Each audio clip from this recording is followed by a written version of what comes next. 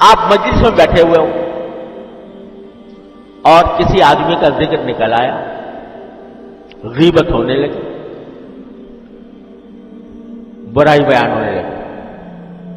یہ وہ گناہ ہے کہ ہماری مجلسیں بھری ہوئی ہیں غیبت کا گناہ، جس کو حدیث میں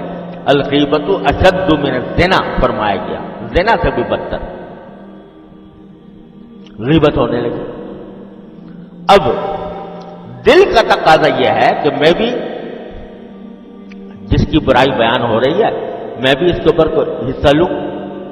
اور اس کی برائی بیان کر کے اپنے نفس کی خواہش کو تسکین دوں،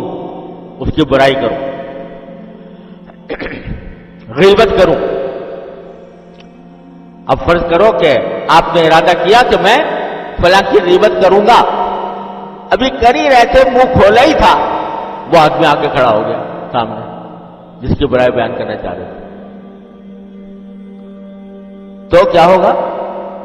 وہ جس کی کیونکہ مزہ تو غیبت ہی میں آتا ہے نا، اس کی پیٹھ پیچھے کرنے میں مزہ ہے، سامنے کہنا تو بڑا مشکل ہے،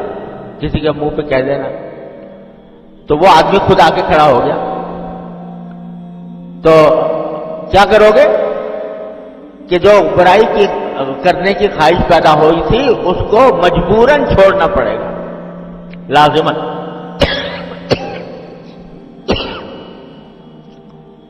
یہ تو آئی ہے یہاں پہ، تو یہ جو چھوڑا یہ مجبوری میں چھوڑا، اللہ کے لیے نہیں چھوڑا۔ لیکن اگر اسی وقت یہ خیال کر لو کہ قرآن کریم نے غیبت کو اپنے مردہ بھائی کا گوشت کھانے سے تعبیر فرمایا ہے، انسان کا گوشت، بھائی کا گوشت، مردہ بھائی کا گوشت، اتنی بری بات قرار دی ہے قرآن کریم نے، اور حدیث میں اس کو زنا سے بدتر قرار دیا گیا ہے۔